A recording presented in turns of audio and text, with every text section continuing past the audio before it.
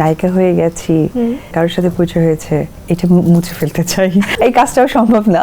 সেই ছোট্ট সিনেমা আসার আগে অপু বিশ্বাসটা হতে চাই। একদম সর্বশেষ কবে কেঁদেছো? দেখো, কান্নাটা ওইরকম দেখে হয় না। মা ফোন করছে, আবদার করছে, কথা বলছে, আমি না নিতে পারি না, আমার খুব কষ্ট হয়। আমি মার নাম্বার যেভাবে সেভ করা, ওইটা দেখে আবার রেখে দিই।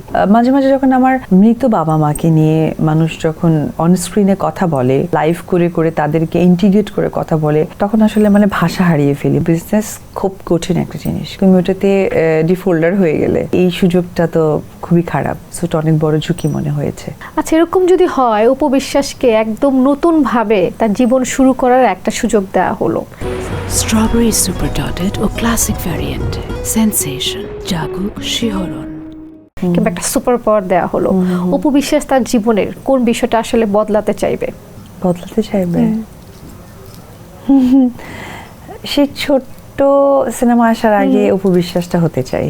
মানে নায়িকা হয়ে গেছি, কোথাও পরিচয় হয়েছে, কারোর সাথে পরিচয় হয়েছে, এটা মুছে ফেলতে চাই। মুছে ফেলতে চাই। আই উইশ এই সুপার পাওয়ারটা আমরা তোমাকে দিতে পারতাম এখন। না, এটা হবে না, বিধায় এই কাজটাও সম্ভব না। জীবনের সবচাইতে বড় ঝুঁকি কি নিয়েছো এখন পর্যন্ত? ঝুঁকি? বিজনেস। হ্যাঁ, আচ্ছা। কারণ দেখো, বিজনেস খুব কঠিন একটা জিনিস। কারণ তুমি একটা তোমার কষ্টের অর্জন টাকা দিয়ে তুমি বিজনেস শুরু করলে, আল্লাহ না করুক, হ্যাঁ, তুমি ওটাতে ডিফোল্ডার হয়ে গেলে, তখন তো তোমাকে এই সুযোগটা তো খুবই খারাপ। তুমি তো না টাকাটা ব্যাক করতে পারবে বা কিছু। সেটা অনেক বড় ঝুঁকি মনে হয়েছে। কখনো কি ব্ল্যাক ম্যাজিকের শিকার হয়েছো? আমি ব্ল্যাক ম্যাজিক বিশ্বাস করি না। আচ্ছা, মানে একদম সর্বশেষ কবে কেঁদেছো এখন পর্যন্ত, যেখানে আসছো আমাদের সামনে বসে আছো এই মুহূর্তে?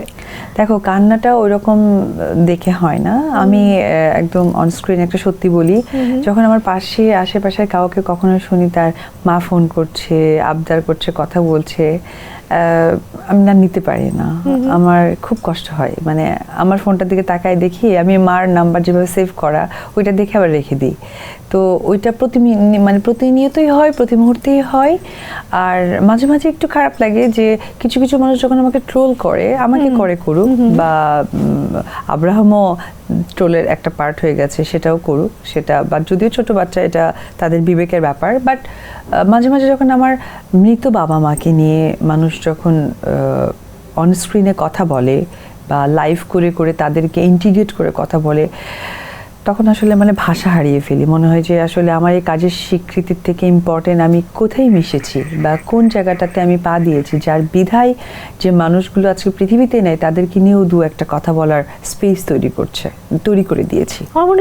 আমার মনে হয় this type of people mentally sick. আমার মনে হয় 100% সিক না হলে কখনো মৃত ব্যক্তি নিয়ে কথা বলে। আর পৃথিবীতে বাবা মা সকলেই সমান, সেটা আমার তোমার যার হোক না কেন।